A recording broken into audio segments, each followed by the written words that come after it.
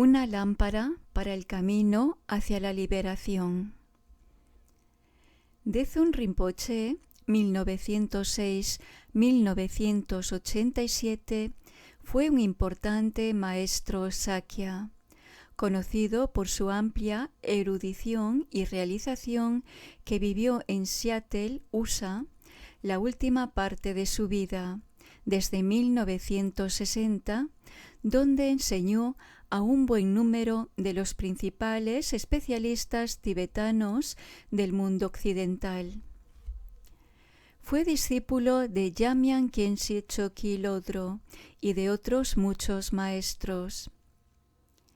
Dezun Rinpoche nació en el año del caballo de fuego, 1906, en la región de Ga del este del Tíbet, en una familia famosa por sus conocimientos en medicina.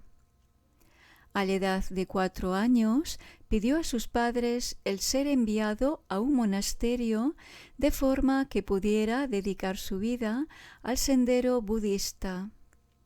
Fue mandado a vivir y estudiar con su tío Gawan Nima, un monje que se pasó la mayor parte de su vida en retiro, en el monasterio de Tarlan. A los 10 años encontró al gran maestro Sakya Yangon Ngawang Lepa, que había acabado de salir de un retiro de 15 años.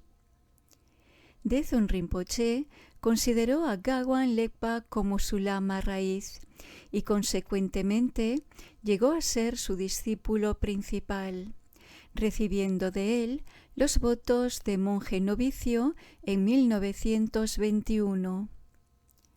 Su educación incluyó instrucciones sobre los más importantes tratados de la filosofía budista, además de poesía y ciencias. Entre sus maestros en aquel tiempo estaba un lama Gelupa, Lobsang Chokyi Gawa y el gran Khenpo Senga. A los 19 años fue entronizado como la tercera encarnación de Dezun Lungrik Nima, habiendo sido reconocido previamente como tal reencarnación por Yangon Ngawang Lepa. El respeto por su gurú lleva a Dezun Rinpoche a elegir como su práctica personal el desarrollo de la compasión a través de la meditación en Avalokitesvara.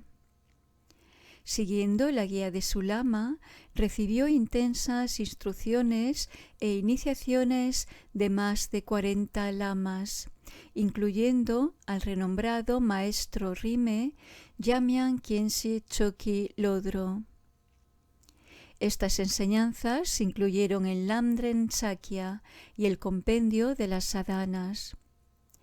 También completó unos 10 años de retiros y viajó extensamente por el Tíbet enseñando y dando iniciaciones. A la muerte de Lekpa Rinpoche, designó a Dezun Rinpoche como su sucesor en el cargo de abad del monasterio de Dezun. Sin embargo, poco después de esto, Dezun Rinpoche se vio obligado a abandonar el país. En 1960 acompañó a Jidal Dachen Sakya y su familia a los Estados Unidos para participar en un proyecto de rescate de la cultura y religión tibetana en la Universidad de Washington en Seattle. Durante su estancia de más de 20 años en América, enseñó y dio iniciaciones ampliamente en centros de enseñanza de Estados Unidos y Canadá, y fundó centros en Nueva York, Minneapolis, Boston, Los Ángeles y Seattle. En 1986, Dezun Rinpoche fue a vivir al monasterio de Tarlan, en Nepal, para enseñar y supervisar los trabajos de construcción. Allí fue donde murió el 16 de mayo de 1987. una lámpara para el camino hacia la liberación. Una forma de desarrollar la profunda absorción de calma mental y de la visión penetrante por el muy venerable Desun Lungri Tulku III Kunga Tempe Nima. Homenaje al Gurú.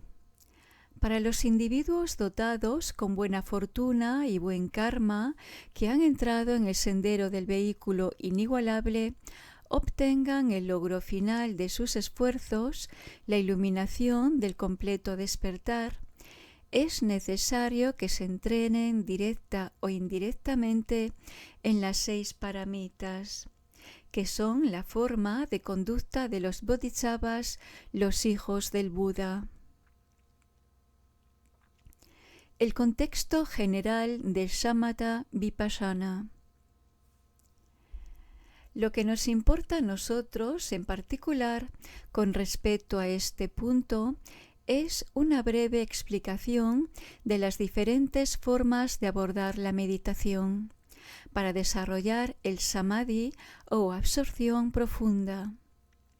El entrenamiento en shamatha o calma mental como la esencia de la estabilidad meditativa y en vipassana o visión penetrante como esencia de la sabiduría conduce a samadhana o el emplazamiento de la mente en un estado de equilibrio.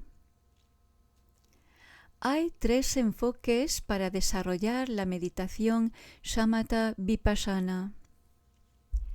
El primero es el desarrollo de vipassana que está precedido por shamatha. El segundo es el desarrollo de shamatha precedido por vipassana. El tercero es la meditación que integra shamatha y vipassana desde el principio. Para los individuos con buen karma que han despertado la devoción por un gurú, combinado esto con el poseer sabiduría y esfuerzo, no existe ninguna diferencia en los resultados. Elija un enfoque u otro. Todos ellos se realizarán con facilidad. Sin embargo, para los individuos menos capaces, cualquier demora en el conseguir una estabilidad mental e intachable pondría en peligro la oportunidad de meditar en la perfección de la sabiduría. Si la mente está estabilizada como una parte del proceso de descubrimiento de la experiencia de la visión correcta, esto tiene un efecto simultáneo en shamatha vipassana. Tradicionalmente, lo que se dice que se requiere de un enfoque es un método fácil para guiar a los estudiantes y un método confortable para promover el descubrimiento de la experiencia del propio estudiante. Primero desarrollas shamatha y entonces meditas en vipassana. Esto se afirma en varios sutras y comentarios. Shamatha se requiere como base para eliminar las emociones aflictivas, tanto por los yogis que siguen disciplinas budistas como por los no budistas. Además, cada yogi, tanto en el Hinayana como en el Mahayana, debe de desarrollar este samadhi. En el propio Mahayana, todos los yogis del Mantrayana y del Paramitayana necesitarán desarrollar shamatha. Es el factor más importante para todos los yogis, como la base para caminar por el sendero. Nosotros hemos nacido en tiempos degenerados y la gente que, como yo, quiere dirigir su inteligencia a la práctica de la meditación, debería de entender que es muy relevante cultivar shamatha. El reflejo de la luna no es claro en el agua turbulenta. Una lámpara tiene que tener 2 cualidades para apartar la oscuridad, de forma que puedas ver un fresco. tiene que estar iluminado y no ha de ser perturbada por el viento. Una mente que nunca está libre del pensamiento discursivo, ni siquiera por un instante, nunca reconocerá la consciencia primordial de Vipassana. Incluso si logras algo parecido a un vago reconocimiento de esta consciencia, no lograrás estabilidad. Práctica de Shamatha. 6 requisitos previos. El proceso de cultivar Shamatha, además, requiere aislamiento de cuerpo y mente, puesto que la meditación no se desarrollará si el principiante llega a distraerse. Para este aislamiento, tienes que confiar en los 6 prerequisitos de Shamatha, que son: 1. Vivir en un ambiente adecuado para la práctica. 2. Tener pocos deseos. 3. Sentirse contento. 4. Abandonar preocupaciones por estar implicado en muchos proyectos. 5. Mantener una disciplina pura. Y 6. Abandonar los pensamientos conceptuales de deseo, apego y gusto. Elementos del sendero de Shamatha. Cuando vives en aislamiento y cultivas una profunda absorción en Shamatha, encuentras 5 obstáculos que deberían de ser eliminados y utilizas 8 técnicas que son sus antídotos. Utilizas los 6 poderes que se describen más tarde en el texto para desarrollar Shamatha. Alcanzas 9 niveles para conseguir que la mente permanezca estable. Estos 9 niveles comportan 4 actitudes vinculadas. Conforme llegues a familiarizarte con todo lo anterior, 5 experiencias de estabilidad meditativa surgirán sucesivamente, y lo que es llamado Shamatha dotado con intensa flexibilidad es logrado. 5 obstáculos. Los 5 obstáculos que inhiben la estabilidad meditativa son: pereza, que es la falta de compromiso de la mente con la virtud. Olvido del consejo. Para cultivar el Samadhi, incluso aunque la mente esté comprometida con la virtud. Laxitud. La mente llegando a estar torpe y embotada, o agitación, la mente que no se concentra, aunque no hayas olvidado el consejo para cultivar el Samadhi.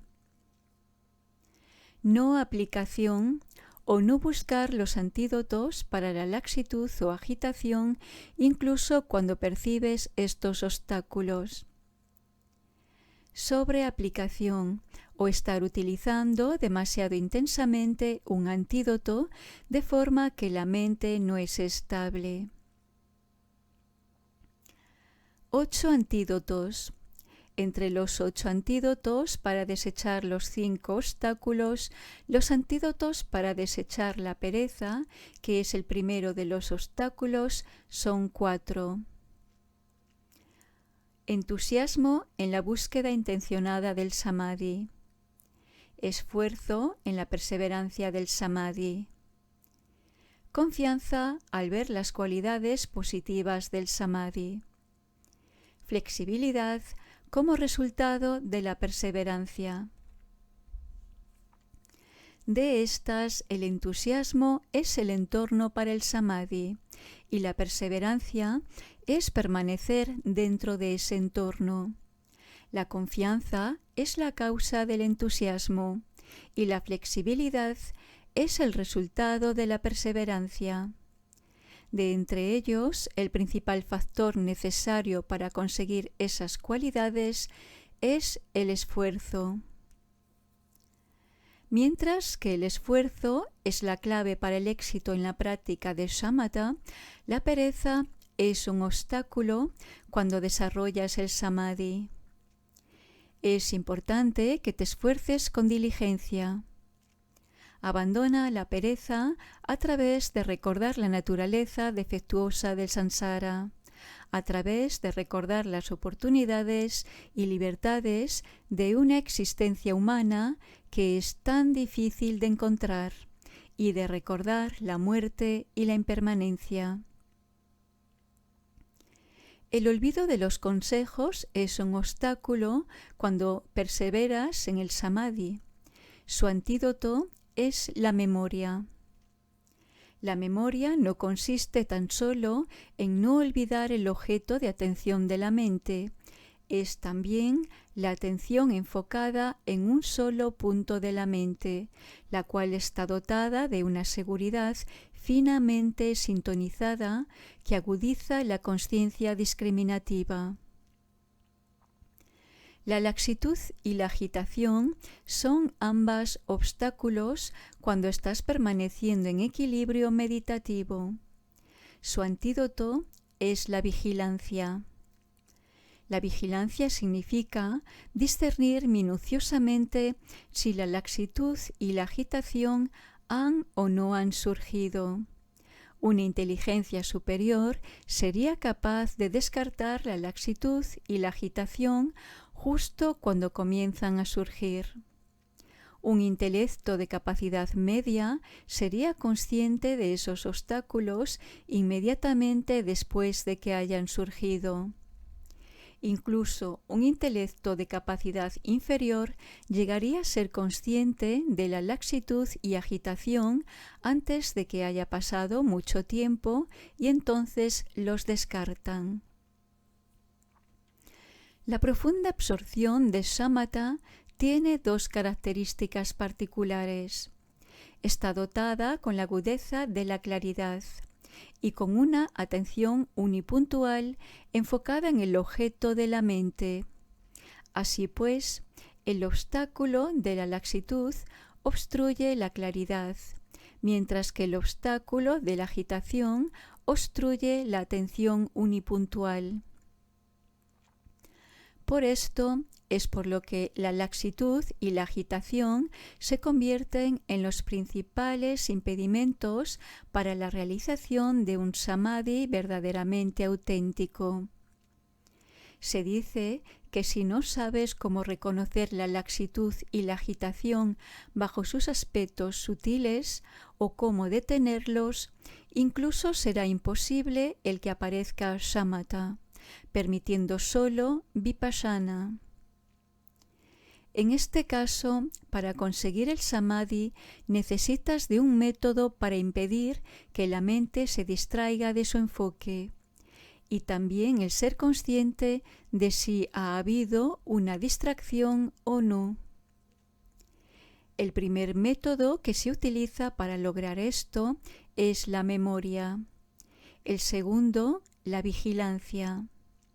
Si el objeto de observación es olvidado debido a una disminución de la memoria, el foco de atención se pierde inmediatamente debido a la distracción. La memoria es fundamental para no olvidar este enfoque. La mente ha de estar fijada sobre un objeto de observación, claramente atenta a él, sin la más ligera distracción. Se dice que sucede que ha sido perdida la memoria con el mero surgir de la distracción. Puedes preguntarte por la diferencia entre la pesadez mental y las dos, laxitud y agitación. La pesadez mental se refiere a una falta de claridad en el enfoque de la atención, con una sensación de pesadez de cuerpo y mente. La laxitud burda acontece cuando la mente parece caer en la oscuridad y la fuerza de la memoria se debilita. Entonces carece del aspecto de la claridad y transparencia. Incluso, aunque la mente no se cambie del centro de atención, cuando pierdes la certidumbre finamente sintonizada con respecto al enfoque, aun ligeramente, ha ocurrido entonces la laxitud sutil, aun cuando estén presentes los factores de la claridad y la transparencia. Los antídotos para estos problemas es el reflexionar en las cualidades de las tres joyas, crear una imagen mental de la luminosidad y el aplicar las técnicas recomendadas para combinar respiración, mente y espacio. La agitación sutil ocurre cuando la mente cambia ligeramente y entonces ya no descansa sin oscilaciones en su centro de atención. En este caso, tienes que meditar confiando en las técnicas de la memoria y la vigilancia como antídotos. La agitación burda acontece cuando la mente cambia a objetos de fascinación. Y entonces no es estable aunque confíes en la memoria y la vigilancia.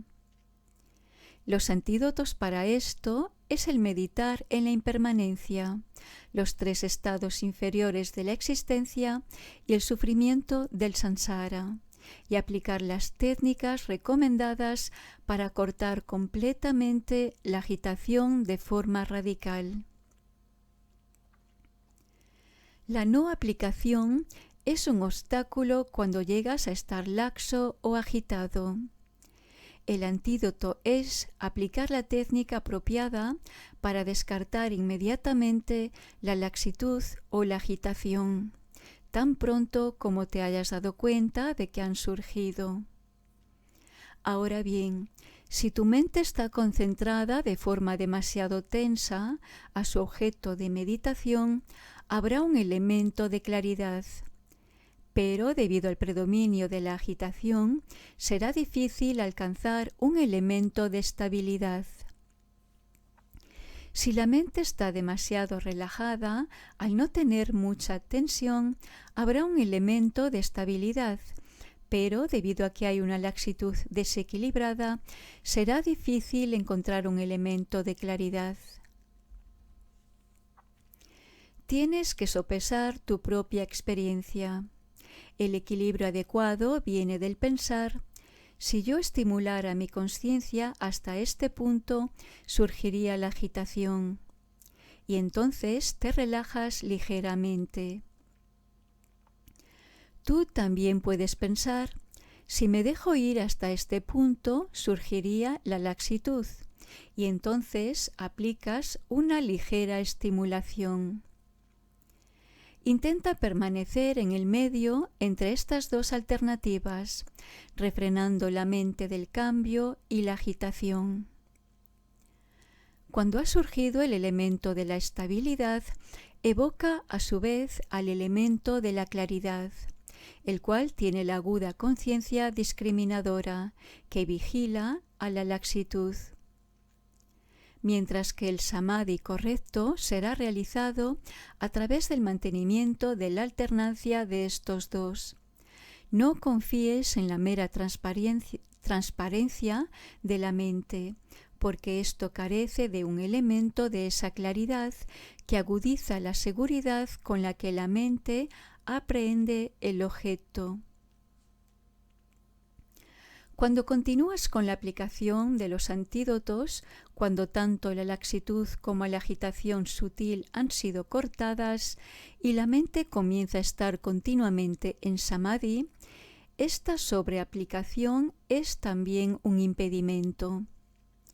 Su antídoto es relajarse y asentar la mente en la ecuanimidad, sin aplicar ningún antídoto para la laxitud o agitación. Los 6 poderes, los 9 niveles y los 4 tipos de atención.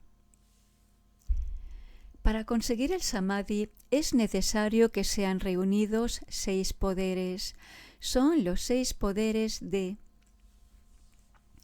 aprender, contemplación, memoria, vigilancia, perseverancia y familiarización completa. Todos ellos se requiere que sean empleados en los 9 niveles para asentar la mente, lo cual a su vez lleva a los 4 tipos de atención. Los 4 tipos son emplazamiento forzado, emplazamiento con interrupción, emplazamiento sin interrupción, emplazamiento sin esfuerzo. Los 9 niveles.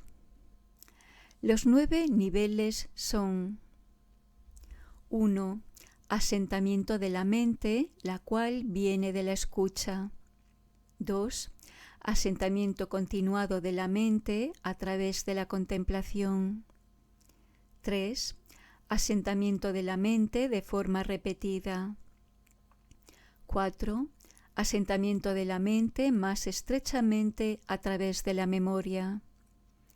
5. Mente disciplinada. 6.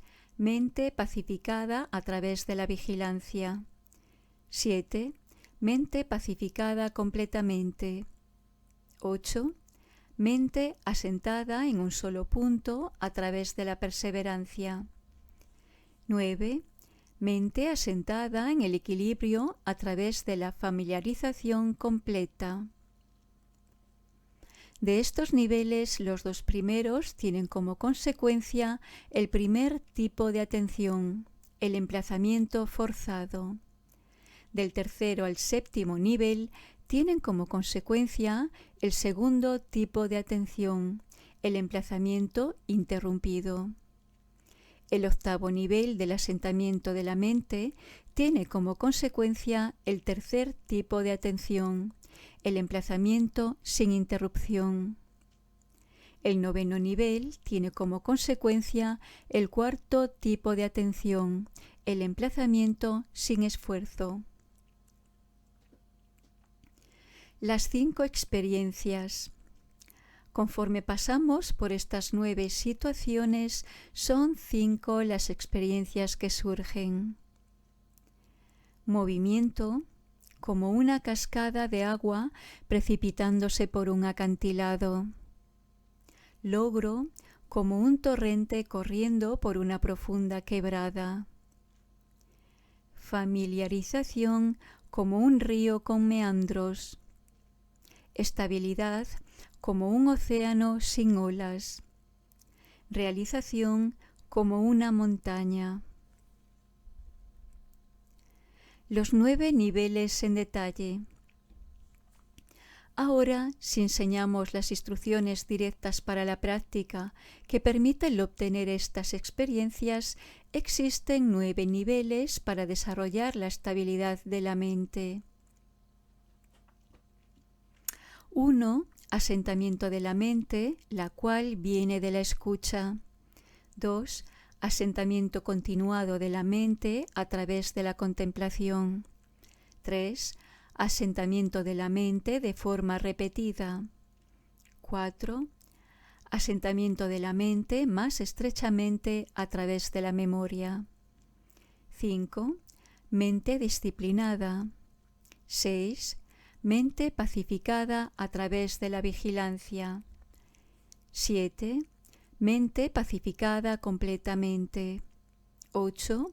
Mente asentada en un solo punto a través de la perseverancia. 9. Mente asentada en el equilibrio a través de la familiarización completa. El primer nivel. Asentamiento de la mente. Primero tienes que tener 4 cosas para asentar la mente. Un objeto, centro de atención sin oscilaciones. Una postura corporal inmóvil. Los ojos medio cerrados por los párpados. Y una imagen clara del centro de atención. Para el primero de estos requisitos, en un entorno solitario y agradable, coloca una imagen atractiva e impresionante del Tathagata, en forma de un dibujo o cualquier otra cosa, o bien una flor azul o un trozo de paño de seda o de tejido, ya que estos no irritarán los ojos. Coloca el objeto de forma que no se mueva y ponlo a una distancia adecuada frente a ti. Aunque se mencionan diversas cosas como objetos de observación que son utilizados para enfocar la atención, al fijar la atención en la forma de un Buda, puesto que nos hace recordar el principio de Buda, origina el que se consiga un mérito ilimitado. Esta imagen es particularmente efectiva para purificar los oscurecimientos. A la hora de la muerte recordarás el principio del Buda. Si practicas el sendero del mantra, este tipo de enfoque de la mente es particularmente efectivo para prepararte para el yoga de la deidad. Muchas de sus funciones hablan de ello. Entrénate en el tener la impresión de que el Buda está apareciendo realmente, sin tomar en consideración la forma, mejor o peor, en la que esté dibujado o tallado.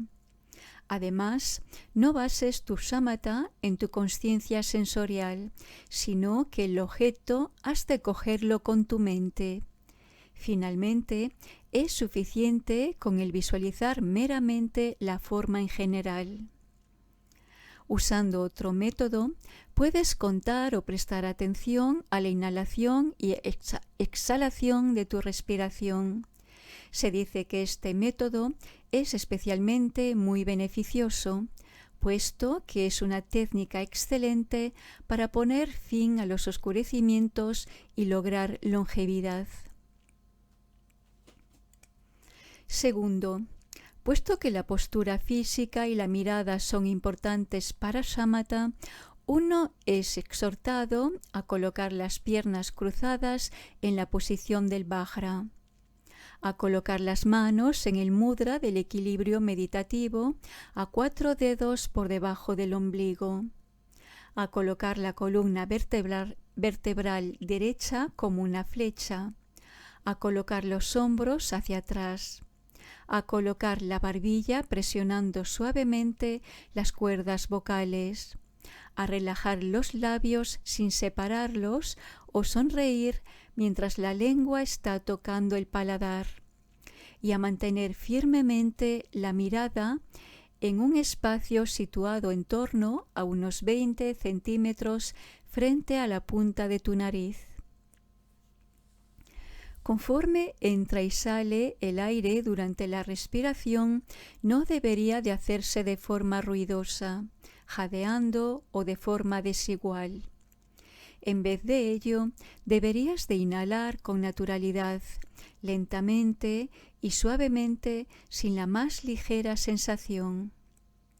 Haz lo mismo con la exhalación. Siéntate inmóvil en un asiento cómodo, adoptando esta postura, y observa estas reglas para la estabilidad meditativa en su totalidad. Tercero, mantén una mirada firme sobre tu objeto de atención. Cierra los ojos de forma que se queden medio cubiertos por los párpados. Si tus ojos se humedecen o similar, deja que la mirada se pose en cualquier otro objeto que sea agradable, sin frotar los ojos con las manos. Si sobrevienen picores, no les prestes atención, sino que has de seguir con la mirada puesta intensamente en tu centro de atención. Cuarto, sin darse arrastrar por un pensamiento discursivo con respecto a las cualidades, etc., del objeto, deja que la imagen, sea cual sea, surja brillantemente clara ante tu consciencia no conceptual. Estos son todos los puntos de la primera fase del emplazamiento de tu mente. El segundo nivel. Asentamiento continuado de la mente. Puesto que este tipo de asentamiento no dura mucho al principio, ve emplazando la mente poco a poco, aumentando gradualmente la duración. Tercer nivel. Asentamiento de la mente de forma repetida. Una vez que ya reconoces cuando surge una distracción, vuelve a dirigir a la mente hacia el objeto de observación. Cuarto nivel. Asentamiento de la mente más estrechamente. Utiliza la memoria para enfocar a la mente en su objeto de observación, de forma que no llegue a estar distraída.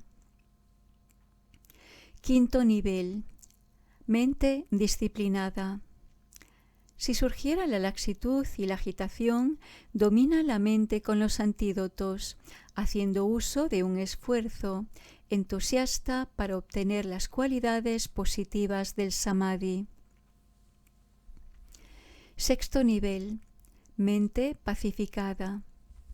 Si la mente llega a perder su confort debido a causas tales como la distracción, entonces pacifica la mente enfocándola en el objeto de observación. Séptimo nivel. Mente pacificada completamente. Si la codicia o las condiciones que no llevan a la estabilidad meditativa surgen, pacifícalas confiando en tu centro de atención. Octavo nivel. Mente asentada en un solo punto. Cuando la mente no cambia porque han sido aplicados los remedios para descartar la laxitud y la agitación, simplemente asiéntate en eso. Noveno nivel. Mente asentada en el equilibrio. Debido a la influencia de la familiarización, este es el nivel en el que el samadhi se origina espontáneamente, sin que sea necesario ningún esfuerzo. Esto es llamado shamatha unipuntual de la mente del reino del deseo, hasta que surge el éxtasis de la flexibilidad. Una vez que este éxtasis ha surgido, tú has conseguido lo que es llamado shamatha auténtico incluido en los niveles de estabilidad meditativa. Para alcanzar cada uno de estos niveles deberías de emplear los medios apropiados descritos con anterioridad para eliminar los obstáculos y confiar en los 8 antídotos. De entre los obstáculos, tú reconocerás a los dos extremos de la laxitud y la agitación como las principales faltas que han de ser suprimidas. Los remedios para la laxitud y la agitación. En el caso de la laxitud, reduce la cantidad de comida ingerida antes de una sesión de meditación. Siéntate en un asiento elevado. Utiliza ropa ligera y cojines. Recita el refugio y las oraciones de súplica en voz alta. Medita con el cuerpo erguido. En el caso de que haya agitación, los métodos contrarios a estos eliminarán el problema. Cuando tanto la laxitud como la agitación hayan sido pacificadas, medita en un estado relajado. Explicación de las 5 experiencias. 1. Si tú acometes la meditación de esta forma, tu mente encontrará al principio un flujo ininterrumpido de pensamientos, pisándose los talones unos a otros, siendo imposible de medir para la consciencia racional. Aunque esos pensamientos existen anteriormente a tu práctica, tu mente no estaba sentada en el equilibrio meditativo y tú eras inconsciente de ellos. Ahora, al haber llegado a ser consciente de ello, tú puedes preguntarte, ¿los pensamientos son ahora más numerosos que antes? ¿Significa esto que mi meditación no va avanzando? Pero, de hecho, tú has conseguido el primer nivel de la experiencia auténtica, que es descrita como siendo como una cascada precipitándose por un acantilado. Este nivel es el reconocimiento de los pensamientos. 2. Cuando ocurren tales experiencias, continúa meditando sin dejar de trabajar en ello e intenta cortar ese surgir de pensamiento tanto como te sea posible. Meditando de esta forma, mientras que un pensamiento le está pisando los talones a otro, llegarás a sentir que la actividad de los pensamientos llega a parar de vez en cuando. Para solo volver a sentir que los pensamientos vuelven a surgir de nuevo inmediatamente. Esta vacilación es el segundo nivel de experiencia que es descrito como el agua en una profunda garganta. Esto es el calmarse de los pensamientos. 3. Una vez que sigas meditando con asiduidad de este modo, al llegar a cierto punto, tú experimentarás un gran progreso en un estado de mente no conceptual, como si la actividad de los pensamientos se detuviera, lo mismo que tu respiración cuando respiras con dificultad. Gracias al meditar y enfocar tu conciencia intensamente en ese estado, ocurrirá de manera ocasional un estado mental en el que se producirá la cualidad de la transparencia y que continúa hasta que surgen otra vez los pensamientos o aparecen de nuevo inesperadamente. Este es el tercer nivel de experiencia que es descrito como agua juntándose donde se encuentran tres valles. Este es el agotamiento de los pensamientos. 4.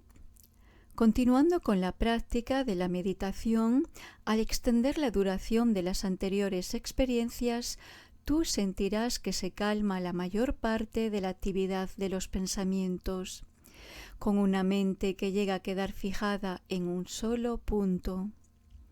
En semejante estado, mientras que un pensamiento se extiende, entonces al segundo siguiente es inmediatamente calmado. Este es el cuarto nivel de experiencia, que es descrito como un lago cubierto de olas. Esta es la experiencia de la cualidad de los pensamientos de ser similares a una ola. 5. Posteriormente a esto, gracias al permanecer en el equilibrio meditativo en la forma indicada anteriormente, tú experimentarás el calmarse de todo el surgir y el amainar de los pensamientos, mientras la mente permanece fija en un solo punto con un aspecto de claridad. Este es el quinto nivel de experiencia que es descrito como un lago libre de olas. Esto es la calma de los pensamientos. El entrenamiento en shamatha. Si llegado a este punto no eres capaz de descubrir el elemento de la transparencia brillantemente clara de la conciencia, aunque el pensamiento envuelto por los pensamientos esté calmado y permanezca enfocado en un solo punto, tú solo has alcanzado un shamatha que ahoga los pensamientos. Por lo tanto, medita hasta que la estabilidad unipuntual de la mente llegue a estar interpenetrada con esta cualidad de conciencia brillante, clara y transparente. Lo mismo que una lámpara imperturbable ante el viento. Cuando esa meditación haya causado el que surja en la mente un aspecto de claridad definitivo gracias al enfoque de la mente, entonces vuelve la mente hacia adentro sin ocuparte de su centro de atención y déjala completamente enfocada en este aspecto de la conciencia clara, utilizando los antídotos para clarear la laxitud y la agitación si llegaran a surgir. Relaja todos los esfuerzos y permanece quieto en la brillante claridad de la transparencia de la conciencia. Si mientras estás meditando y reduciendo de este modo, encuentras que el asentarse en el equilibrio meditativo va malamente al principio de la sesión, pero va mejorando al final, entonces necesitas apretar un poco. Medita con una intensidad unipuntual. Si después de esta intensificación la mente cambia y no quiere mantenerse, o si aparece la incomodidad física o mental, esto indica que hay mucha intensidad. Medita en un estado relajado, como con moderación cualquier tipo de comida que te vaya bien, y restaura tu fuerza con el sueño sin abandonar tus habituales ritmos durante el día y la noche. Una vez que hayan sido restauradas tus fuerzas, puedes meditar extenuantemente. Una vez que hayas trabajado en las 9 etapas de la calma mental y haya sido conseguida la mente del shamatha unipuntual del reino del deseo, la mente se identificará sin esfuerzo con su foco de atención y permanecerá en ese estado automáticamente durante todas las actividades. Cuando simplemente dejes de pensar en algo en particular, las sensaciones externas se verán interrumpidas y surgirá una experiencia como si la mente estuviera mezclada con el espacio.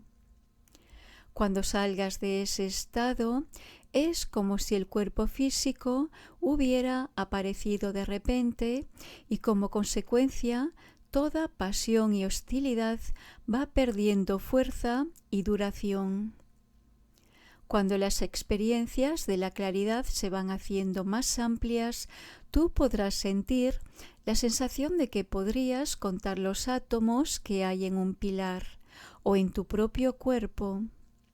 Surgen las experiencias adecuadas de éxtasis, claridad y de consciencia no conceptual. E incluso el sueño aparece mezclado con una profunda absorción meditativa, mientras que la mayor parte de los sueños se convierten en puros. Aunque un samadhi de este tipo, aparentemente válido y aparentemente tranquilo de una forma ordinaria, puede ser conseguido teniendo como base a cualquiera de los senderos de las distintas tradiciones, tanto budistas como no budistas, no es tan siquiera un verdadero shamatha si no hay flexibilidad en este punto. ¿Y cómo puede haber una visión penetrante sin que haya un shamatha auténtico? De acuerdo a ello, tú puedes tener o no tener una experiencia de éxtasis, claridad y conciencia no conceptual conectada con la meditación del permanecer en equilibrio meditativo sobre la talidad. Tienes que llegar a ser completamente diestro en los puntos esenciales del sendero y no debieras de exagerar unos breves destellos de estabilidad mental como si fueran un proceso profundo. A través de la familiarización con esa mente unipuntual del reino del deseo, el cuerpo y la mente se sintonizan. Esto es llamado flexibilidad. Entonces la mente, una vez que ha sido domada, lo mismo que un caballo bien disciplinado, puede ser emplazada a placer en cualquier estado virtuoso.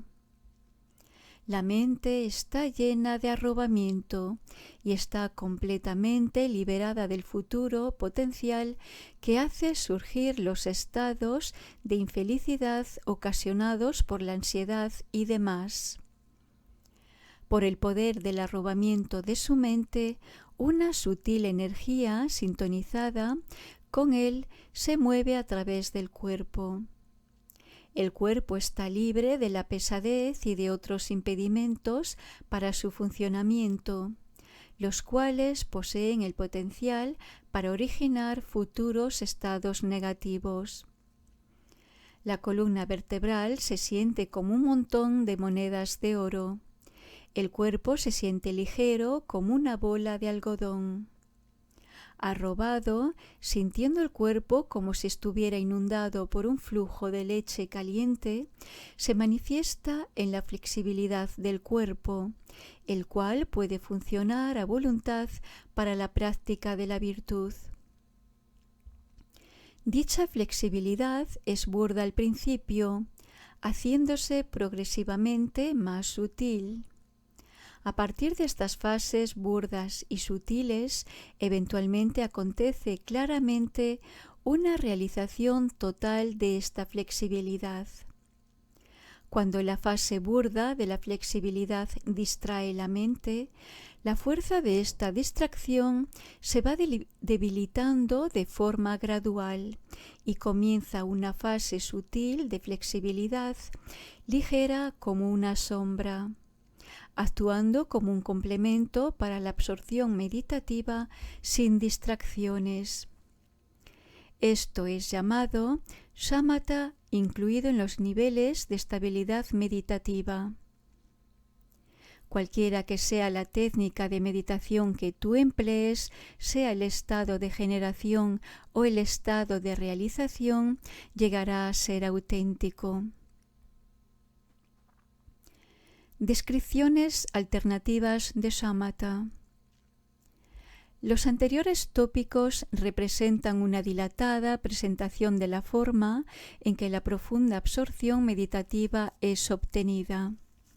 De forma más concisa, tú descansas sobre tu objeto de meditación debido al entusiasmo hacia la absorción meditativa. Este esfuerzo crece hasta hacerse ininterrumpido y la memoria se mantiene de forma continuada.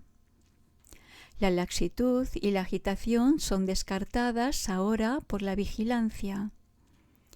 Una vez que ya no hay faltas, uno se emplaza en el equilibrio. A través de la práctica continuada de estas 5, entusiasmo, esfuerzo, memoria, vigilancia y ecuanimidad,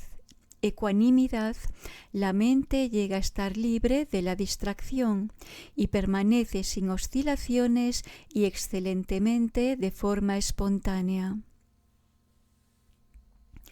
Además, de acuerdo a las diversas presentaciones existentes en los manuales de instrucciones para la práctica, uno puede conseguir shamatha a través de 4 factores: emplazando la mente con entusiasmo, generando el esfuerzo en la práctica, manteniendo la meditación con la vigilancia y permaneciendo enfocado en el objeto en equilibrio meditativo. En otras obras puedes encontrar que se excluyen 2 factores: el generar entusiasmo y el permanecer centrado en el objeto de meditación. Hay incluso un tratamiento más conciso de estos tópicos, que se refieren al factor único de enfocar la mente en un objeto de meditación y permanecer en ese estado tanto tiempo como sea posible. Los antídotos específicos para las kleshas. Además, hay lo que es llamado técnicas para purificar completamente lo que ha sido cometido, que son utilizadas como un sistema para la purificación de las acciones cometidas en el pasado debido a las emociones aflictivas, tales como la pasión, y prevenir su reaparición. De estas 5 kleshas, el antídoto para el deseo-apego es enfocarse en el aspecto desagradable. Puedes centrarte en los aspectos desagradables internos, tales como el cabello, los vellos del cuerpo, las heces, la orina, etc., o en los aspectos desagradables externos, tales como la putrefacción, desecación, etc. El antídoto para la agresividad es centrarse en el amor desinteresado.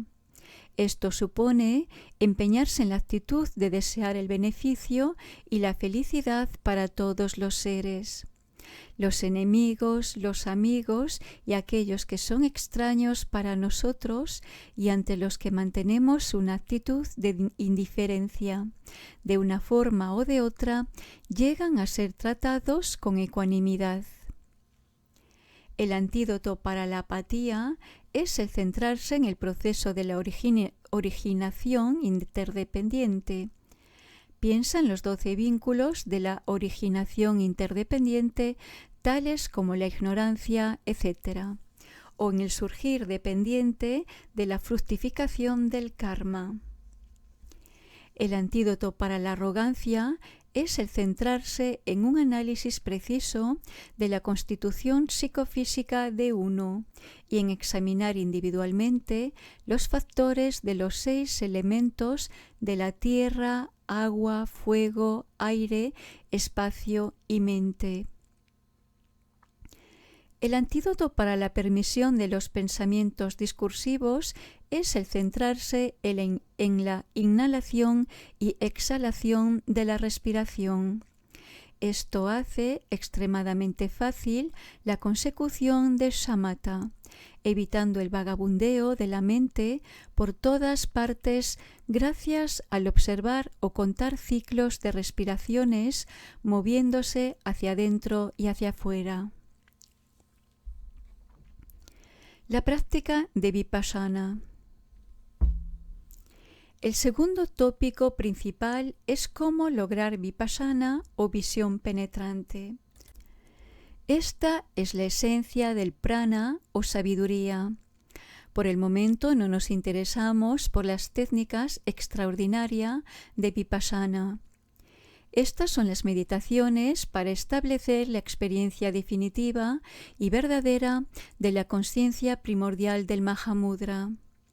Aquí trataremos brevemente cómo practicar Vipassana como definida en referencia a los elementos esenciales de los senderos comunes al Sutra y al Tantra. Hay 4 tópicos en este tratamiento. Meditación en la carencia de un yo en la personalidad individual. Meditación en la carencia de un yo en los fenómenos. Meditación en la vacuidad dotada con la esencia de la compasión. Meditación para integrar shamatha y vipassana. Para comenzar tenemos que definir la distinción entre el yo o el ego de la personalidad individual y el yo o el ego de los fenómenos.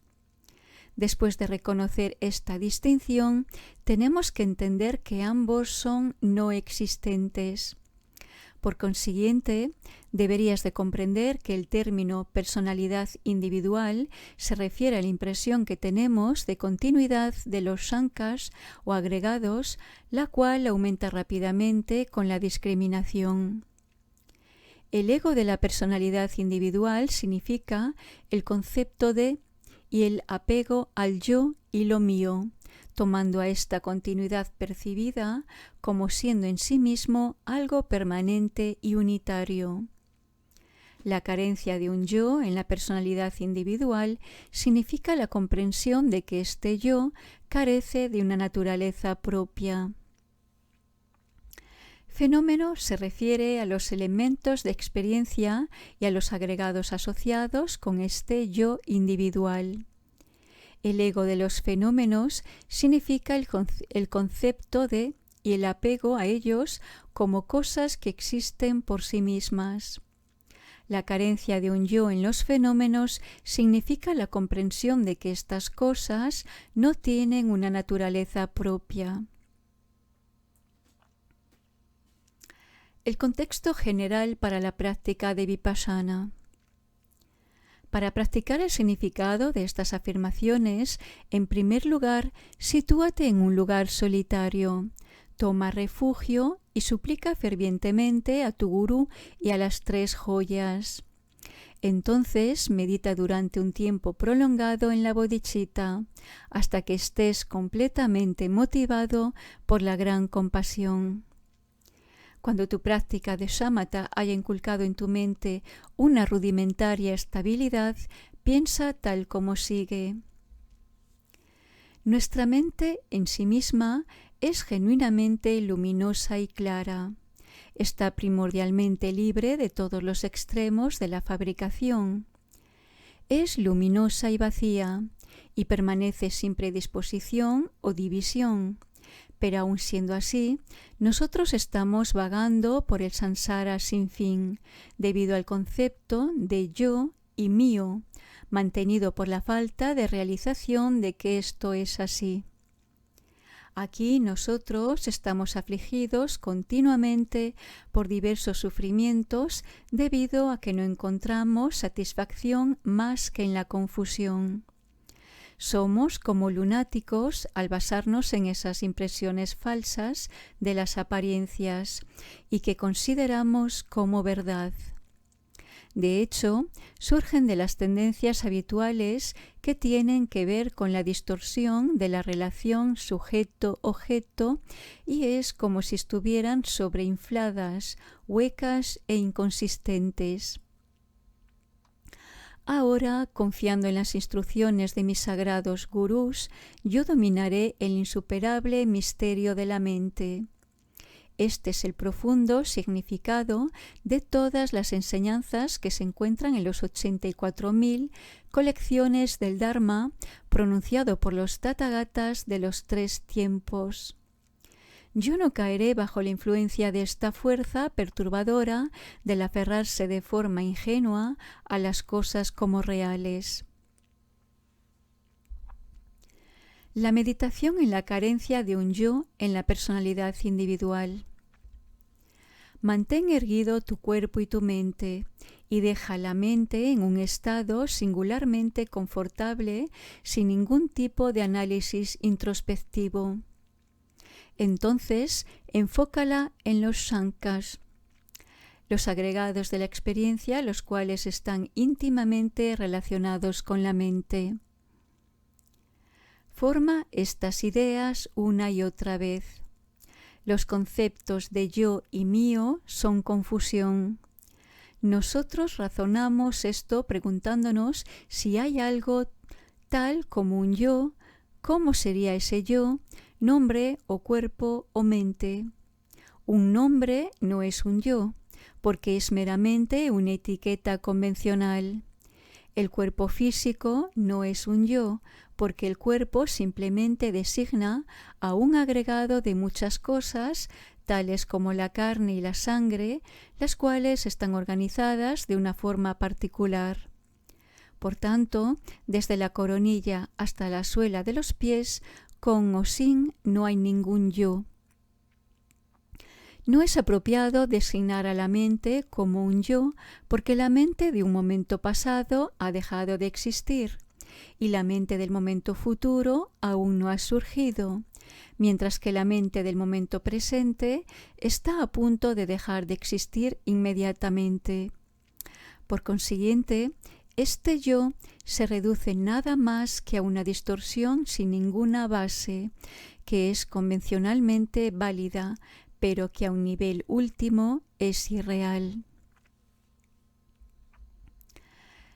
La meditación y la carencia de un yo en los fenómenos. Similarmente, la miríada de apariencias en el entorno externo, tales como las montañas, edificios, etc., definitivamente no son productos de algún otro agente, sea el destino, Dios, los 4 elementos, los átomos o de cualquier cosa. En vez de ello, se reduce simplemente a cosas que están aparentando ser lo que realmente no son. Esto es mantenido por la confusión, debido a una completa distorsión de mi mente, debido a esas tendencias habituales que son las que mantienen la existencia cíclica. Estas apariencias son, por ejemplo, exactamente análogas a las ciudades, caballos, elefantes y demás que aparecen en un sueño. Desarrolla la certeza con respecto a esta irrealidad con asiduidad, reflexionando en ello durante mucho tiempo. Considera también que debido a que las apariencias objetivas de tu experiencia son análogas a las apariencias de los sueños, incluso la consciencia que las concibe, lo mismo que la consciencia que está experimentando un sueño, no puede ser establecida de ningún modo como algo dentro y de sí mismo. Por lo tanto, todos los fenómenos que están incluidos en las apariencias dualísticas de la experiencia sujeto-objeto tan solo tienen las cualidades de la confusión, la falsedad y el engaño. Vuelve la mente hacia el interior y observa durante mucho tiempo y de forma directa, desnuda, a la cualidad natural de la consciencia momentánea, libre de toda la capa oscurecedora de las concepciones de sujeto y de objeto. Cuando surja de forma directa la consciencia clara semejante a un cristal y tú intentas descubrir de dónde viene esa consciencia inteligente y clara, no puedes encontrar ningún factor causal al que atribuirle el comienzo. La mente es la vacuidad prístina sin originación. Cuando intentas descubrir dónde está situada ahora mismo la esencia de la mente, no está situada en ningún sitio dentro o fuera del cuerpo, o entre ambos. No puede ser establecida como algo con color o forma. Por mucho que puedas buscarla, no la encuentras. La mente es transparencia inmaculada sin localización. Finalmente, cuando intentas descubrir dónde está el final de la mente, ésta no está limitada a ningún resultado específico. De este modo, la mente está libre y está más allá de las tres limitaciones de la causa, el resultado y la esencia definible.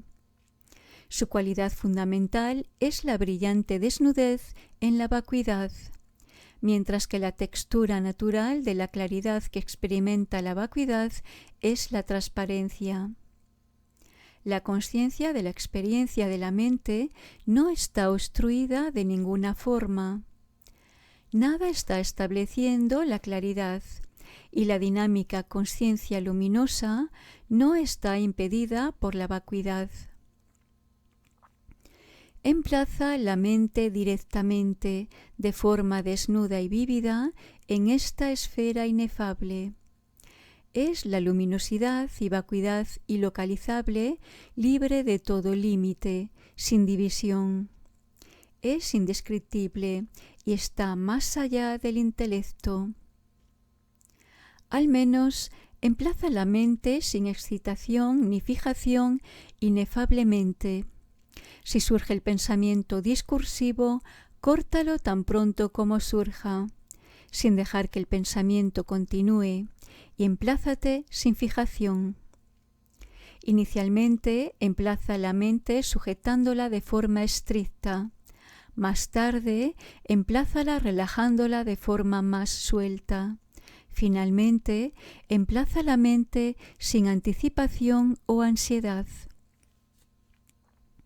Resumiendo, emplaza la mente sin esfuerzo en una esfera en la cual no hay nada que sea meditado y nunca te apartes de esa consciencia dinámica sin fijación, luminosa, vacía. Practica de esta forma una y otra vez, intensamente y durante periodos cortos. Medita para mejorar la calidad, sin causar una caída entre la mente y la meditación. La meditación uniendo vacuidad y compasión. Cuando estés finalizando una sesión de meditación, antes de que hayas interrumpido la actividad de tu estabilidad meditativa, recuerda: la naturaleza de los fenómenos está libre de la limitación, es ecuánime e indescriptible, trascendiendo el intelecto, sin fundamento y sin base como el espacio. Pero cuán dignos de compasión son esos seres, mis antiguas madres, quienes no son conscientes de esto y que se entretienen tan solo en experiencias engañosas, encadenados por los apretados grilletes del ego y el dualismo. Para su salvación tengo que conseguir a toda costa el estado omnisciente del completo despertar, la realización de la propia mente, que está más allá de todo límite y es suprema. En los periodos de post-meditación es una fuente de grandes bendiciones para establecer una inclinación de la mente hacia la visión correcta, el recitar en voz alta citas de los profundos sutras de significado definitivo, como esta: como las formas creadas por un mago que ha creado multitud de caballos, elefantes, carros, aunque aparecen, no existen verdaderamente. Has de saber que todos los fenómenos son como esto.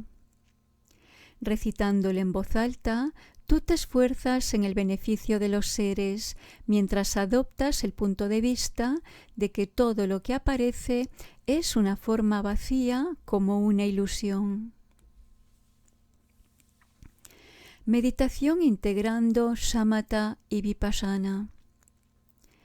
Esta es una práctica unificadora que integra los dos elementos en un sabor único, en un yoga que no es meditación sobre nada. Un elemento de esta práctica es el no tener ninguna elaboración mental durante el shamatha, porque todos los pensamientos discursivos potenciales han sido purificados y pacificados.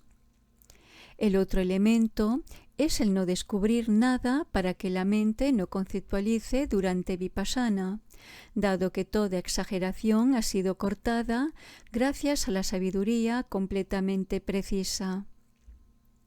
Tal como se dice en el Mahayana Sutra Lankara, este sendero de la unificación ha de ser conocido como el resumen.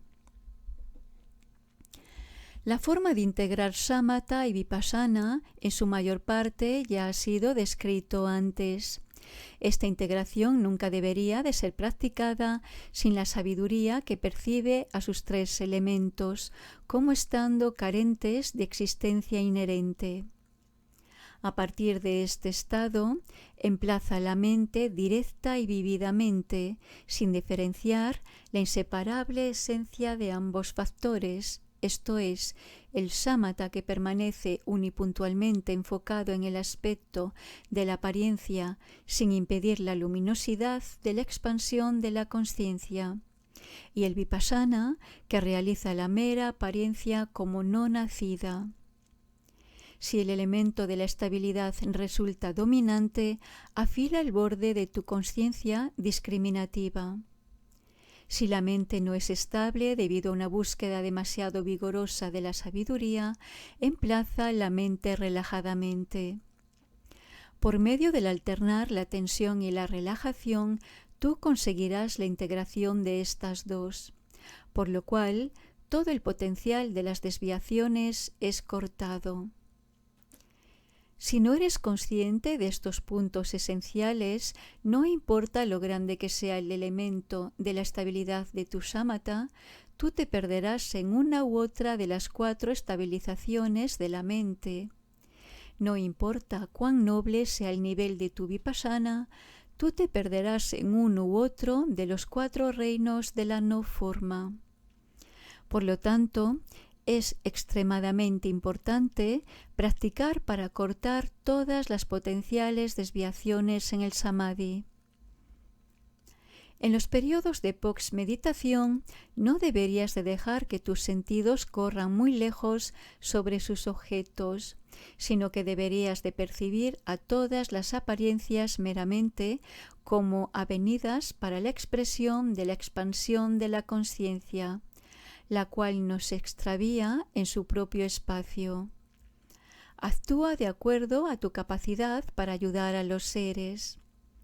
Al menos cuando se está haciendo una práctica formal y uno está empeñado en la ejecución de diversas actividades, es importante el confiar una y otra vez en el recuerdo de que todas las apariencias son como un sueño y una ilusión, puesto que esto origina una inclinación hacia el que surja una visión completamente pura en tu continuo mental.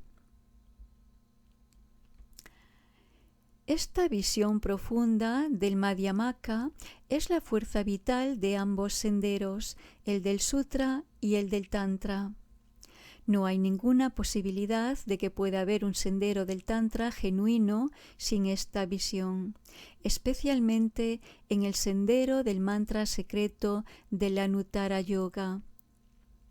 Para descubrir la visión del Madhyamaka resulta crucial lo siguiente: la purificación por medio de los 4 poderes de las acciones kármicas negativas cometidas anteriormente, la súplica intensa, la cual unifica al Gurú con el venerable Manjuri, la acumulación resultante de la práctica de la oración de las 7 ramas, junto con la ofrenda del mandala, y la purificación a través de la influencia de la ordenación y del mantenimiento de los votos a los que te has comprometido. Este texto, una lámpara para el sendero hacia la liberación, la cual explica la forma de cultivar el samadhi de Shamatha Vipassana, fue escrito para beneficio de la práctica de todos mis amigos del Dharma de Kagyo Kunkia Choling. Fue condensado a partir de los escritos de los eruditos y realizados del pasado por el monje llamado Kunga Tempei Nima, cuyo título es Detsun Lungrit Tulku. Que por virtud de esto puedan todas las criaturas alcanzar rápidamente la omnisciente conciencia primordial.